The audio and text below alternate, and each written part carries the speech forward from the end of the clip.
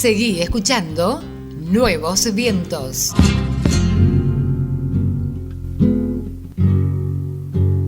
Subió el alba como un pañuelo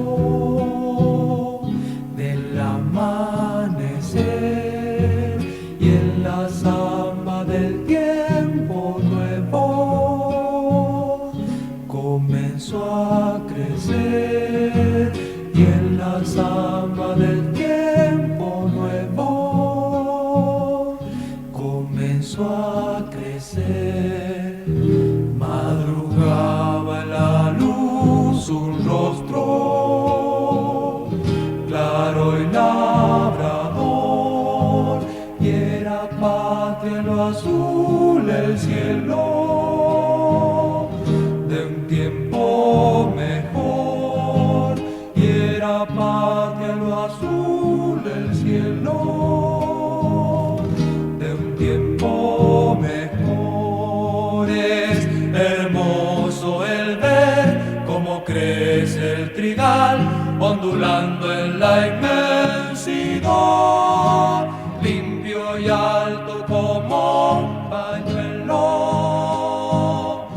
de amor y de paz, limpio y alto como un pañuelo de amor y de paz, un aroma de tierra arada. Samba del nuevo día. Así lo estamos recibiendo a Pedro Pablo García Caffi. ¿Cómo le va? Buenas tardes, un gusto enorme poderlo tener en los micrófonos de nuestro programa. Oscar Franco, es un gusto para mí que recuerdes a los Supay y una gran felicidad de saberme en tu programa. ¿Cómo no recordar al cuarteto Supay si crecí escuchando a Supay? Y hoy poderlo tener aquí para charlar, la verdad que la emoción ya me invadió, ¿no? Así que esperemos que salga lo más profesional posible de mi parte. Pedro, ¿cómo nace el cuarteto Supay? En realidad es una historia singular porque proviene primero de un momento de la Argentina donde surgían como flores los conjuntos vocales y los corales. En segundo lugar, teníamos en la familia, con mi madre y los 5 hermanos, cantábamos los 5, y luego finalmente decidimos con mi hermano Juan José formar un grupo, y con Eduardo Vital y en aquel entonces con Aníbal Monteiro, formar un grupo que tenía su idea principal en cantar las canciones de origen folclórico con arreglos vocales y arreglos corales, aquellos arreglos que nosotros conocíamos al cantar en distintos coros. O sea, el origen fue simple, cantar la canción folclórica de la Argentina con arreglos musicales parecidos a los arreglos corales que conocíamos en la canción no popular.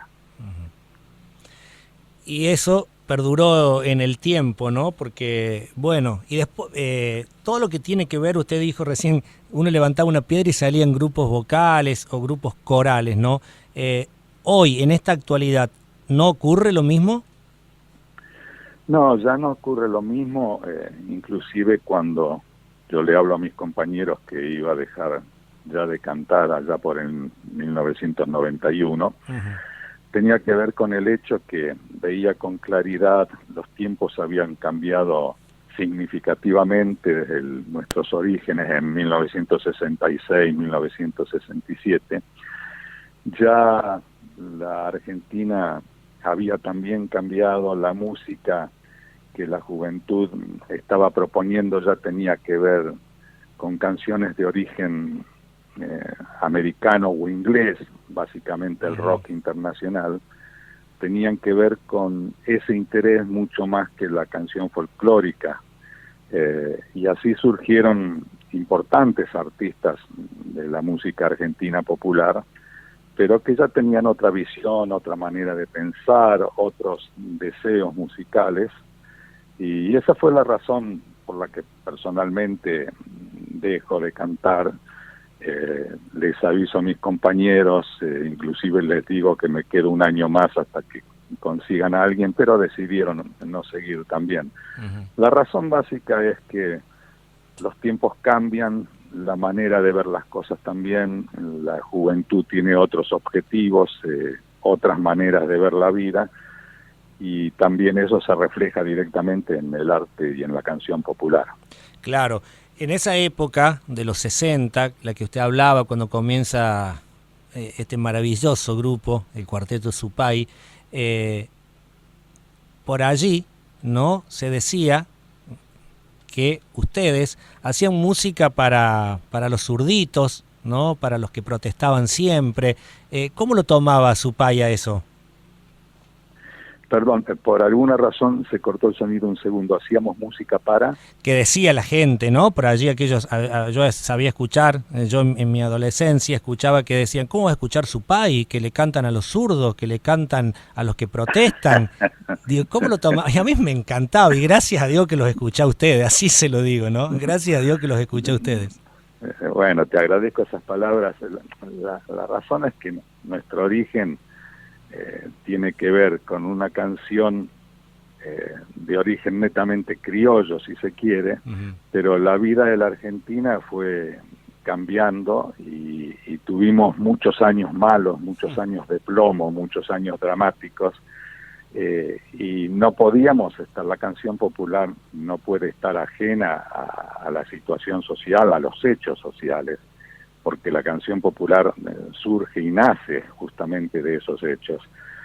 Por supuesto hubo canciones dramáticas, trágicas, como fue Memoria del Pueblo, que fueron todas obras hechas por los compositores argentinos que cantaban a ese momento dramático, a ese momento de la Argentina, esos años de plomo.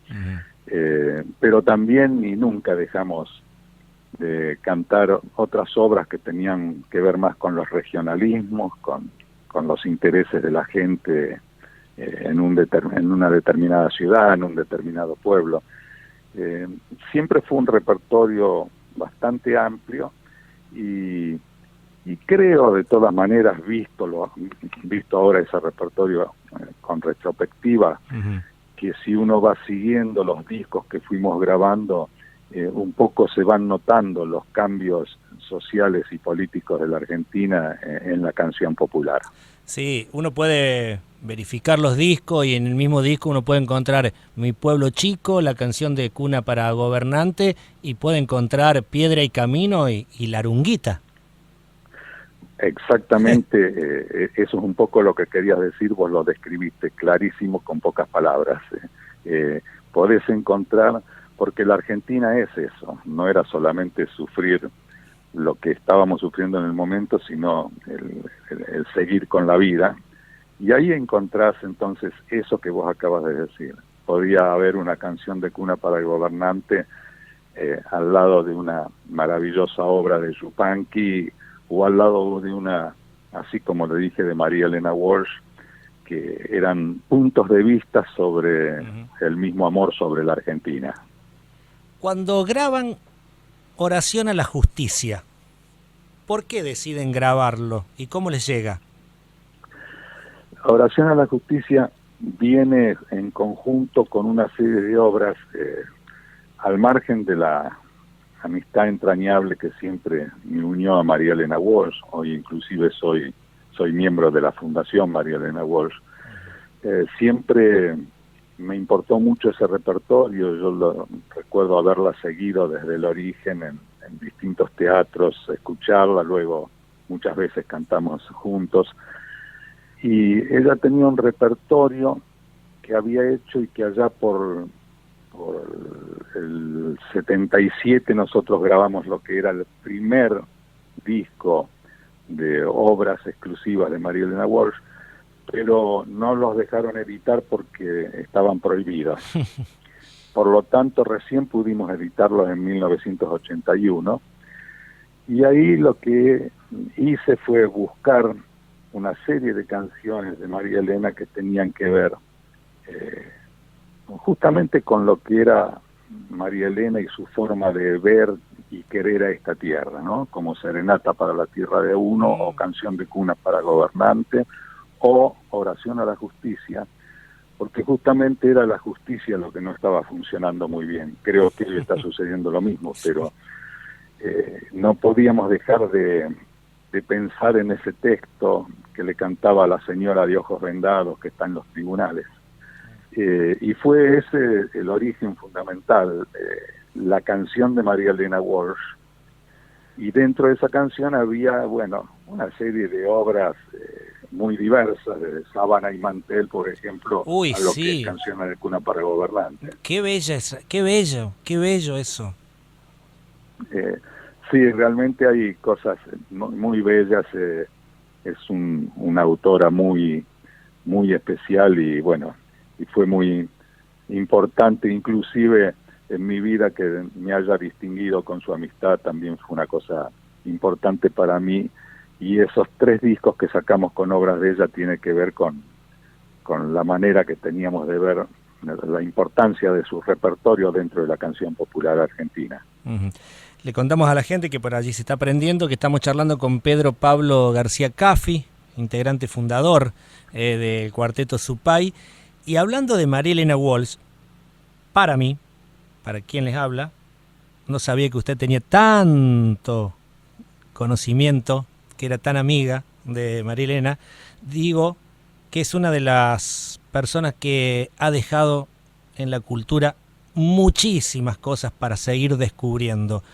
Alguien como María Elena Walsh, que escribía cosas para niños y que escribía temas importantísimos, ¿no? Como lo que estábamos hablando recién, como esta Canción de Cuna para Gobernante.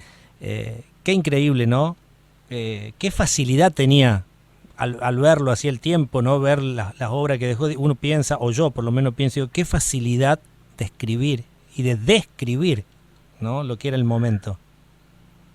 Sí, realmente cuando uno lee su obra, los distintos libros, ya sean los de poemas o los libros escritos sobre sus artículos periodísticos, aquel famoso Jardín País de Infantes, o aquel En contra de la pena de muerte, o los análisis sobre la letra de determinados tangos, cualquier cosa que uno lee de María Elena Walsh encuentra varias cosas. Primero, una inteligencia superior. En segundo lugar, una capacidad de análisis muy rica, porque siempre lo hace desde el amor. Uh-huh. La crítica tenía que ver también con el amor.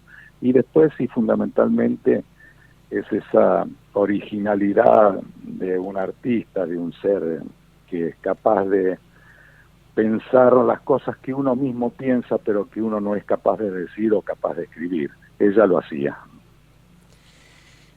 Pedro, ¿la pasaron feo en algún momento, en esa época que por ahí se prohibían las canciones, que se prohibía también cantar? ¿La pasaron feo? La pasamos muy feo. Si bien nosotros tuvimos una fortuna que no tuvieron tantos compañeros, nosotros no recibimos nunca cartones de explosivos como anunciando que nos vayamos del país o cosas por el estilo. Uh-huh. Sí, no nos dejaron trabajar, se suspendieron todas lo que eran nuestras presentaciones en televisión. Había unas sendas listas negras que nosotros figurábamos en todos, parece así. Y después, bueno, tuvimos 7 meses viviendo en Europa y cantando en Europa, porque aquí teníamos las puertas cerradas. Ya habíamos empezado a grabar ese disco de María Elena que no se pudo editar, que recién lo grabamos en el 81. Y la realidad es que fueron momentos muy desgraciados para la Argentina, momentos negros, pero que por el otro lado nosotros tuvimos la fortuna que nunca tuvimos una desgracia personal, y por el otro lado nunca fuimos, no sé cómo explicarlo, los compañeros tuvieron que salir una noche a tomarse un avión e irse porque habían recibido amenazas y que sabían que los venían a buscar. Entonces, tuvimos momentos muy feos y los sufrimos junto a tantos compañeros, pero en particular no tuvimos una amenaza directa. Y hoy, en este siglo XXI, en esta Argentina que no sabemos si, que por lo menos estamos en democracia, ¿no? Que ya es muy importante, que es muy importante. Exacto. Hoy usted, con la edad que tiene, con lo que ha vivido, ¿cómo ve ese pasado? ¿Como un recuerdo o como algo que no termina de cerrarle? ¿Es una herida? Personalmente, sí termino de cerrarlo porque aún de aquella época que uno tenía quizá una visión no tan clara, yo me entero de los campos de concentración en la Argentina recién cuando llego en el 77 a Europa, en el 76 no me daba cuenta lo que pasaba. Sí veía por ahí pasar autos con gente que llevaba armas, etcétera, etcétera. Ese pasado trágico argentino particularmente lo veo con cierta claridad. He leído muchos autores que me importan, que me interesan, que piensan en forma abierta, pero la realidad es que veo que hay sectores que nunca hicieron una autocrítica y que es necesario hacerla porque es la única manera de aprender del pasado. Y mantengo la memoria de lo sucedido porque cada vez que hay algún tipo de amenaza, ya sea a través de los medios, ya sea a través de gobernantes, de lo que fuera, cada vez que siento que hay alguna amenaza, salgo a la calle porque no quiero volver a ese pasado. Claro. ¿Y ustedes, en el caso suyo, militaba en algún partido político o simplemente por cantar canciones que al gobierno de turno no le gustaban? No era por partido político, sino básicamente porque yo recuerdo el presidente de la grabadora en Philips, cuando estábamos en Philips, el presidente vino y me dijo, mirá, vamos a seguir con nuestro acuerdo, ustedes van a grabar lo que quieran grabar, llevando el tiempo que necesiten, lo que yo te tengo que avisar es que quizás no edite todo lo que ustedes graben.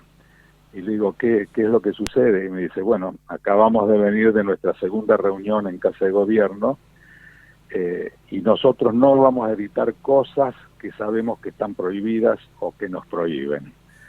Entonces fue muy honesto en decirme eso, en decirme que no iban a grabar cosas, o por lo menos no iba a editar cosas que saben que no están prohibidas. Entonces le dije, bueno, averigüe sobre este disco, que es el que estábamos grabando de María Elena. Y cuando me dio la noticia de las 12 obras o 14 obras que tiene el disco, solamente se salvaba Manuelita la Tortuga, todo lo demás estaba prohibido. Claro, entonces, sí apeguajó por eso. Claro, exactamente. Qué vergüenza. Qué vergüenza. Sí, así que lo que tenemos que mantener mucho es la memoria para no volvernos a equivocar. Sí, sí. No permitir que estas cosas nos vuelvan a suceder. ¿Y le propusieron cantar otras cosas o si le proponían ustedes no lo iban a grabar? ¿Llegó a pasar eso? No, porque el arreglo nuestro siempre fue desde el origen, cuando grabamos los primeros discos en Trova. Como era un repertorio particular, la idea era que no queríamos grabar cosas que nos comentaran, que nos dijeran, que nos pidieran, sino las cosas que considerábamos que teníamos que grabar y con el tiempo necesario que necesitábamos para hacerlo. Si no, preferíamos no grabarlo. En el primer año, en el 66, recuerdo, y principio del 67, nos escucharon en aquel entonces de CBS, de Philips, de distintas, pero todos querían meter mano en el repertorio, entonces nosotros preferimos no grabarlo. Hasta que vino Radosinski, que era quien se encargaba del sello Trova, que fue los primeros discos sacaron ahí, los grabamos en diciembre del 67 y diciembre del 68, salieron esos discos, porque el director de este sello que luego grabó, recuerdo que grabábamos todos juntos con Lelutier, con Astor Piazzolla, con Susana Rinaldi. Era un sello que editaba esa música que los otros sellos no admitían en ese momento. Uh-huh. ¿Hola? Sí, sí. Ah, ahí está, ahí. Estamos. No, bien, bien. Claro, está bien, está respondido lo que yo preguntaba. Estaba recordando, Pedro, si mal no recuerdo, ¿no? Lo que sí no sé el año en que ustedes, puede haber sido el Luna Park, que graban un disco en vivo, que tienen invitados. Sí, en el Luna Park. ¿En los 80 puede ser? Cuando estaba celebramos, en el 87 celebramos los 20 años de Supay, pero luego grabamos un disco, Memoria del Pueblo, y luego grabamos, quizás vos te referís me parece que era a la poesía. Me parece que era tapa roja. Sí, puede ser, pero porque han variado tanto después las tapas con, claro, con las ediciones. Sí, no recuerdo, pero sí grabamos en vivo en el Luna con Víctor Heredia y con César Isela, ese disco. Sí, Canto a la Poesía, que tenían poemas de María Elena Walsh, de José Pedroni, y me tengo que acordar también de Pablo Neruda. Ese disco. Cantábamos los tres de las distintas obras de los tres poetas. Y ese disco no sabe lo que me costó poderlo comprar. Ah, sí. Y claro, porque no tenía un buen pasar, entonces, pero yo lo quería y bueno. Y después cuando hace ya... esta es la temporada 21 del programa, ¿no? Con qué alegría lo traje a la radio, a ese disco que me había comprado con un sacrificio, pero que valía la pena. Por eso lo que le dije antes, qué suerte no haberle hecho caso a lo que decían y haber escuchado al Cuarteto Supay, realmente. Y que hoy pueda estar charlando con usted, Pedro, es una enorme satisfacción. Bueno, Oscar, igualmente para mí, y me entero ahora, te felicito, 21 años, estar en el aire, algo bueno estarás haciendo. Y así dice, y capaz que sí, ¿no? Porque sí, a ver, 21 años y todos los días, todos los días, de lunes a viernes, 2 horas, así que le agregamos ese. Te felicito y veo que sos también buceador y buscador. Sé que tenés ahí un reportaje, creo, con Anaí Mariluán. Sí, lo hicimos recién. Qué bello. Me enseñó a hablar mapuche, Pedro. Estoy tan contento. Hoy es un día, ya está, me voy a dormir tranquilo. Es muy interesante ese artista. Uy, a sí. mí me gusta mucho porque lo hace bien lo que hace, canta lindo, pero además sus grabaciones tienen mucha prolijidad, están muy bien hechas. Me gusta mucho esa chica, sí. Bueno, ya que estamos con ella, con Anaí y con Bariloche, usted tuvo mucho que ver con la camerata Bariloche. Sí, yo tuve, después de mis 25 años con Supay, hice unos trabajos que tenía muchas ganas de hacer, ya como, digamos, administrador cultural. Y estuve como director general de la Orquesta Filarmónica de Buenos Aires un largo periodo. Después fue también la Camerata Bariloche. Con la Camerata Bariloche estuve 7 años como director de producción artística, porque es un grupo realmente extraordinario que yo siempre admiraba, y cuando cantaba con Supay, en los descansos me iba a escucharlos a la Camerata en los teatros de San Telmo, que estaban en aquella época. Y bueno, después tuve la suerte de trabajar con ellos y seguí dentro del mundo de lo que realmente yo conocía y quería hacer, que es la música clásica. También estuve como director general y artístico del Teatro Argentino y del Teatro Colón. Ambos son teatros que hacen producciones muy especiales, tanto de ópera como de conciertos sinfónicos corales, ballet, etcétera, etcétera. Y es el mundo, digamos, que yo conocía y sobre el que quería trabajar también. ¿Y cómo es trabajar, por ejemplo, como director de escena en esos teatros? Bueno, es un trabajo, yo con Supay había hecho 18 espectáculos que llevaban puesta en escena, algunos llevaban escenografía, muchos cinematografía, etcétera, etcétera.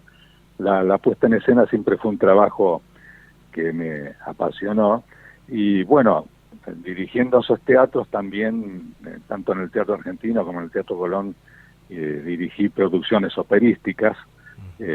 Es una maravilla porque trabajar, por ejemplo, en el Teatro Colón, un teatro donde no solamente funciona el prestigio, sino funciona también la profesionalidad de un montón de gente especialistas en esos trabajos. Y por eso se logran las calidades y las cualidades de trabajo que se logran en el Teatro Colón. Es una experiencia muy bella trabajar con la orquesta estable del Teatro Colón, como con la Filarmónica, o trabajar con el plantel de cantantes maravillosos que tiene el teatro, o trabajar con el equipo de los 450 especialistas en los montajes escenotécnicos, la construcción de la obra escenotécnica, o los vestuarios. En fin, es un regalo de la vida haber podido trabajar en esos teatros y con esas producciones. El Teatro Colón está dentro de los cuantos teatros más lindos del mundo. Realmente yo tuve la oportunidad, ya con Supay, de viajar mucho por el mundo. Recuerdo en este momento, porque hay cosas que sobrepasan, digamos, la imaginación de uno. Recuerdo los 4 Supay trepando por esas galerías de las pirámides de Keops y llegando a la Cámara del Rey y estar tan impresionados y emocionados que nos dimos la nota y cantamos la Vidala del Nombrador dentro de la pirámide de Keops. Y era muy impresionante porque todos los túneles que tiene la pirámide nos iban devolviendo las voces, se hacían como ecos de ecos, muy impresionante. Cuando terminamos quedamos muy impactados y el egipcio que nos llevó nos preguntó qué oración era esa. O sea, él imaginó que estábamos rezando y me gustó muchísimo porque con Jaime Dávalos hablábamos mucho de eso, ¿no? Que hay muchas canciones que eran rezos más que canciones. Te saco esta anécdota ahora que me hiciste acordar por los viajes, pero tu pregunta concreta sobre la belleza del teatro tiene que ver con su calidad arquitectónica, con su milagro acústico, que tiene realmente una resonancia acústica extraordinaria, y de todos los teatros que estuve y que vi, y que fue recibido también cuando era director del Colón, lo que quizás mantiene hoy en día en el mundo el prestigio de ese teatro es una cosa muy particular. Recuerdo haber llegado a muchos países cuando era director del Colón y me daban tratamiento de presidente de una nación, porque en Europa, por ejemplo, el trato a los presidentes de esos teatros es súper importante, porque para ellos es súper importante. Entonces me he encontrado con la paradoja que en muchos de esos países el Teatro Colón es más importante de la importancia que a veces se le da en la Argentina. Qué bárbaro. Pero la importancia es porque son muchas cosas, el prestigio que logró, que generó, pero también sus cualidades edilicias y también su halo artístico que siempre mantuvo, y esa cualidad edilicia también generó una acústica que es única y que realmente es muy muy bello. Para mí fue un regalo de la vida haber trabajado 6 años en el teatro. Los caminos, ¿no?, de la vida que lo fueron llevando por distintos lugares del mundo, las culturas, ¿no?, las culturas de Europa o de otros lugares, a Supay, Supay, ¿cómo toma toda esa cultura? ¿Cómo la vuelca en el grupo? Bueno, la realidad es que cuando empezamos a hacer los viajes y las giras por distintas partes del mundo, en la ex Unión Soviética o en Israel o en los Estados Unidos o la Europa central. Todo eso obviamente va dejando un sedimento muy importante, va viendo otros públicos, otras maneras de reaccionar, otras maneras de ver la música que uno interpreta, y todo eso va dejando un sedimento que de alguna manera queda reflejado en lo que uno selecciona para cantar o cómo lo canta. Y también es bueno para posicionarse uno, para saber que no es el mejor del mundo, pero que tampoco es el peor del mundo. A uno esos viajes lo posicionan porque ve cosas que se hacen muy bien en otros países del mundo y cosas que también se hacen mal en otros países del mundo. Qué bueno, claro. Por allí los que no tenemos la oportunidad de conocerlo, no lo vamos a dar cuenta, porque por ahí uno puede leer, pero a veces nos hacen leer lo que quieren que leamos, ¿no? O que veamos a través de imágenes. Eso es verdad. Porque eso que usted esa anécdota magnífica que contó en la pirámide, solo ustedes pudieron tener esa experiencia, ¿no? Sí, absolutamente. Yo me la hiciste acordar hace tiempo que no hablaba de ella. Fue siempre son cosas que uno atesora. Hubo una experiencia muy similar, las connotaciones eran otras cuando visitamos el Palacio de la Aljafería en España.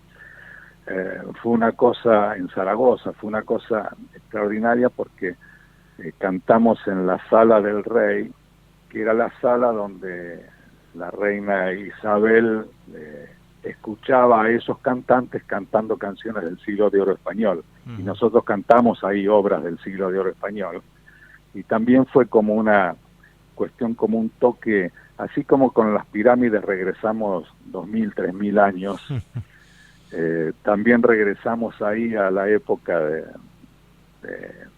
del Siglo de Oro español.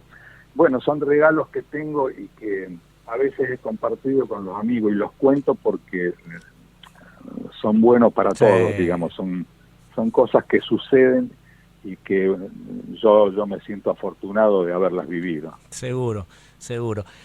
Pedro, ¿por qué graban Jacinto Chiclana? Varias cosas. La obra de Borges, que conozco muy bien, en aquel entonces yo quería hacer unas filmaciones de unos cuentos de Borges y tenía algunas reuniones con él donde yo le preguntaba cosas de los cuentos y él me explicaba por qué eran esas, por qué había escrito esas cosas o por qué mencionaba tal o cual otra cosa. Y también hablábamos mucho de lo que era el orillero, la vieja época del Buenos Aires del cuchillo, del Palermo del cuchillo, y nos contaba anécdotas diferentes, y quizá la virtud de Borges es que esas anécdotas que le podía contar a uno en vivo tenían la misma atmósfera de lo que él escribió en distintas obras. Una de ellas fue Jacinto Chiclana, una obra que siempre nos gustó, una obra que justamente yo recitaba unas 4 estrofas del poema El Tango para anunciar la obra de Chiclana, y la razón que la grabamos porque la considerábamos una obra que es una pintura maravillosa sobre una época del Buenos Aires y un texto bellísimo que es fiel a esa tradición del hombre del orillero, y a la vez una bellísima obra musical. Entonces esa es la razón por la que hemos grabado algunas obras de Borges, esa otra obra sobre 2 soldados que se encuentran en las Malvinas, y tantas otras obras que Borges hizo y que considero que tienen la riqueza de ese hombre también, que era superior. Hay una versión que la grabaron varios, pero cuando yo la escuché por ustedes, me parece que para mi gusto, para mi entender musical, que es suprema, que es El Viejo Matías. Sí, es una bellísima obra. y que tiene dos grabaciones, una cuando la grabamos por primera vez y otra que la grabamos con Víctor. Sí. Esa con Víctor, bueno, es decir, ya está, cerremos la cancha, ¿eh? Sí, sí, esa obra realmente es una obra que se nota que le salió del alma a Víctor. No, realmente es una obra bellísima y muy muy impactante además. Sí, sí, sí, sí. Pedro. Bueno, me has hecho recorrer el ver. camino de Supay que hacía años que ni siquiera hablaba. Te agradezco. Bueno, gracias. Es que bueno, yo se lo dije. Aprendí a escuchar música con ustedes, ¿sí? Aprendí a escuchar música y eso me llevó también a leer algunas cosas. Y será por eso que también lo de María Elena Walsh, no sé, si todo tiene que ver Claro. con todo, a lo mejor, ¿no? Absolutamente. Porque yo escucho nada más que Manuelita la Tortuga y ya, y bueno, ni hablar cuando uno escucha otras versiones, ¿no? Y la verdad que me gustaría leer algo más todavía de lo poco, porque yo siempre digo que es poco lo que uno ha leído, ¿no?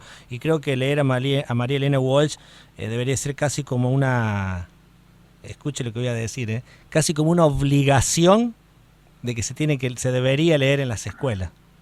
Es un pensamiento muy mío, ¿eh? Sí, sé que hay muchas escuelas que tienen inclusive toda una cátedra sobre María Elena Walsh. Y sí, creo que sí, que tenés razón, porque es una enseñanza superior la que ella ha dejado en todos sus escritos, en sus obras, ya sean musicales, literarias, y en sus artículos periodísticos son fantásticos. El libro de los artículos periodísticos de las distintas épocas es fantástico porque es lo que ella iba publicando en los distintos momentos en el diario Clarín, en el diario La Nación o en revistas de aquí y de otras partes del mundo. Es un material exquisito, sí. Hay un chiquilín de Bachín que suena de maravilla con Supay. ¿Por qué esa obra? Primero conocí la obra, nos conocíamos y trabajábamos mucho con Astor todas las noches en 676 durante varios meses y después en San Telmo, en Michelangelo trabajábamos también todas las noches, en los dos Michelangelos que hubo trabajábamos. Teníamos una relación muy interesante, inclusive él iba a escribir una obra para Supay que se llamaba La Misa Porteña, pero que finalmente no se hizo. Pero lo de Chiquilín Bachín tiene algo especial. Nosotros la grabamos porque nos encantó la obra, pero finalmente comiendo una noche en Bachín vino el Chiquilín y lo conocimos también. O sea, quedó esa canción después de grabada como un recuerdo histórico de lo que nos pasó una noche comiendo con Aston en Chiquilín. ¿Qué va? Bachín. En Bachín. Y ahí apareció él, el Chiquilín. Sí, porque era un chico que vendía flores. Y bueno, que parecía que lo visitaba y lo iba a visitar a Astor cuando lo veía. ¿Qué otro adelantado Astor Piazzolla, no? Sí, claro, sí. Su música era bellísima, fantástica. Recuerdo también con mucha emoción una noche cantando Michelangelo, Si Buenos Aires no fuera así, que tiene tanto de Pichuco y de Piazzolla, y en la mesa de enfrente, en la primera mesita que había ahí en Michelangelo, esa noche estaba Pichuco y Piazzolla, estaban los dos juntos. Así que se las cantamos especialmente y mirándolos en el momento que cantábamos esa frase. Lo recuerdo a Astor matándose de risa. Qué lindo recuerdo. Horacio Ferrer. Horacio Ferrer, a quien también teníamos mucha relación y que después cuando estaba en el Colón le comisioné los textos para una ópera. También era, digamos, aquella época no éramos tanto, era toda una familia.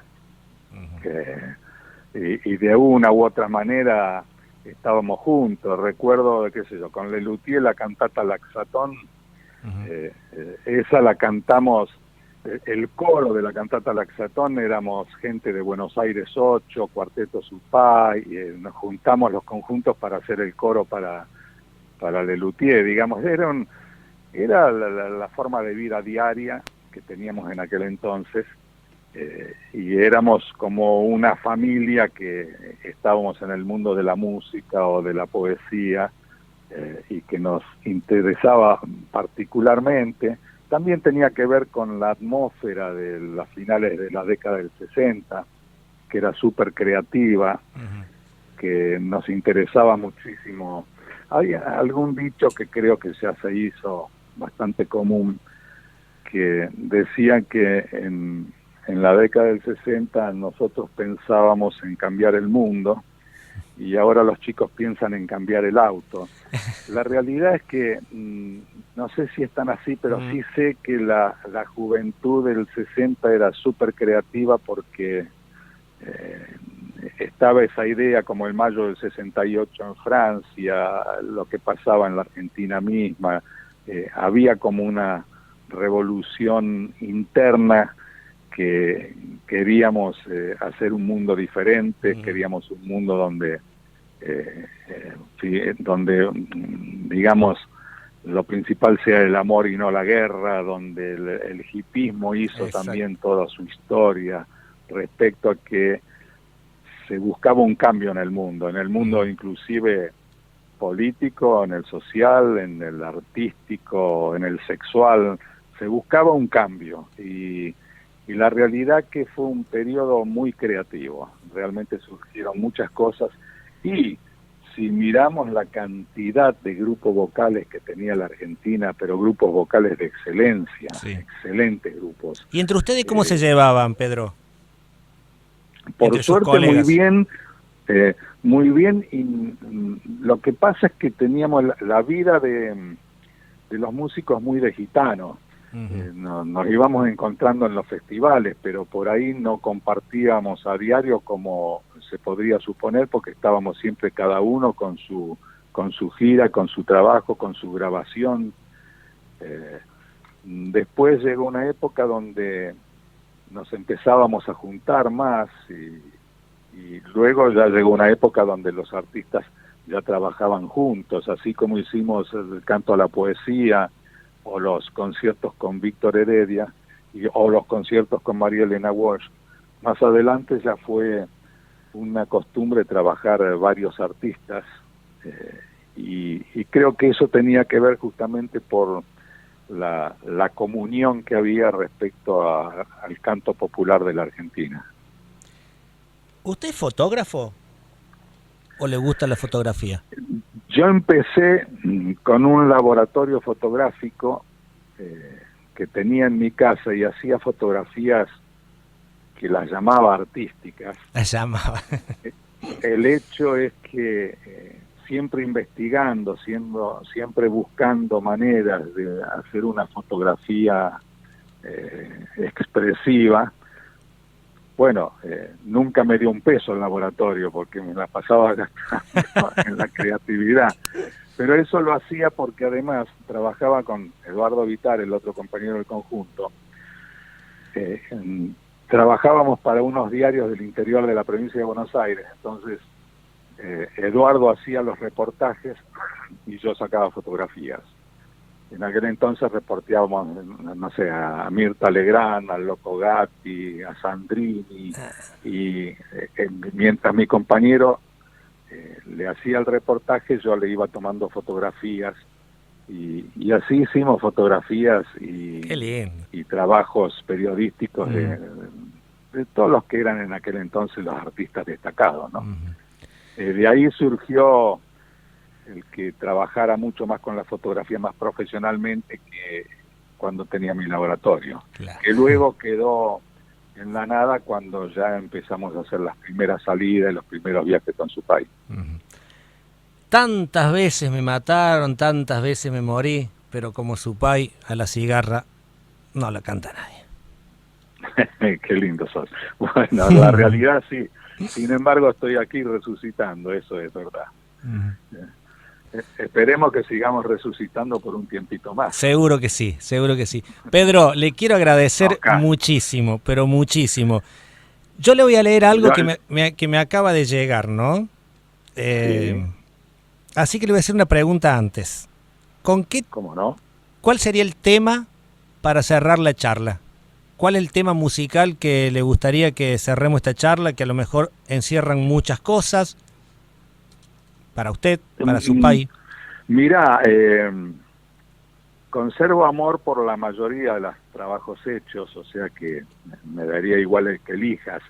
Quizá se me ocurre ahora porque estuvieron pasando, porque el domingo fue el Día de la Música, y inclusive el lunes también estuvieron pasando algunas radios, quizá por el compendio que significa la obra de María Elena Walsh sobre Juan Sebastián Bach, grabada en forma coral por el cuarteto, el señor Juan Sebastián. Esa es la obra que estuvieron pasando ahora las radios por, digamos, en homenaje al Día de la Música, pero cualquier obra que se te ocurra, para mí está muy bien. Gracias, pero no, vamos a ir con el señor Juan Sebastián. No, por favor, temazo. Como verá, me gustan todos los temas de su país. Y ahora sí le voy a leer algo. Que acaba de llegar y ocurre mientras estamos charlando, ¿no? Ocurre mientras estamos charlando que alguien tiene una pluma, que es un joven de esta nueva era y que escribió esto. Dice así: Supay de sol y la vida.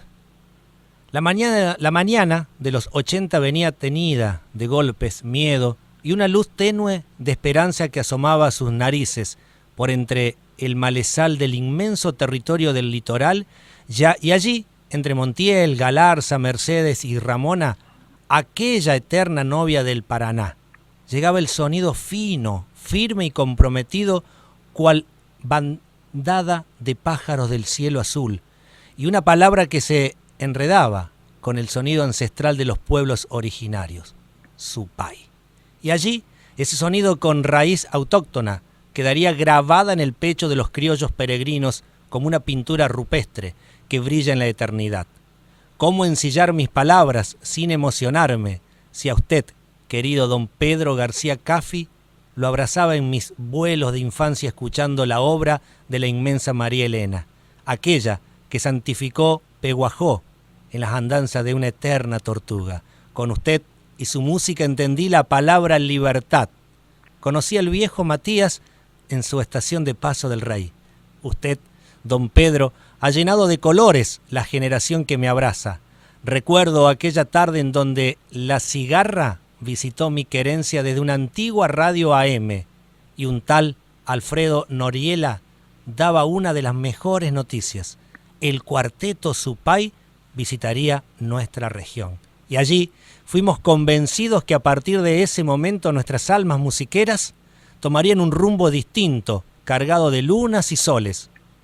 Desde mis sierras chicas, hoy quisiera compartir un mate con usted, querido y admirado don Pedro de Luz, y contarle que cada uno de mis acordes, usted y Supay, han dejado una urdimbre inmensa de fe, paz y esperanza. Gracias. Gracias, gracias por ser uno de los horcones fundamentales de nuestra música popular argentina. Firma Ariel Chaco Andrada del grupo La Callejera. Bueno, es emocionante escuchar lo que ha escrito este poeta y al que le mando un abrazo entrañable. Sus palabras de alguna manera cierran este círculo del que estuvimos hablando hoy. Cierran un ciclo de belleza, de pureza en la palabra, de creatividad artística. Realmente este poeta nos definió tanto a vos como a mí de una manera singular. A la radio, a tu programa, a la capacidad de haberme hecho soltar la lengua como me hiciste hacer soltar la lengua. todo mi agradecimiento. Verdaderamente un abrazo entrañable y gracias. Gracias, Pedro Pablo García Caffi. El señor Juan Sebastián cierra esta hermosa tarde, una siesta más ganada aquí en Nuevos Vientos. Gracias de todo corazón, un abrazo a la distancia. Gracias. Ángeles que cantan, no son los pájaros ni el mar, es un señor lleno de cielo, el señor Juan Sebastián. Hace muchísimos inviernos que lloriqueaba en alemán, nació entre fusas y corcheas el señor Juan Sebastián. Era chiquito y las canciones que le enseñaba su papá las repetía para siempre el señor Juan Sebastián.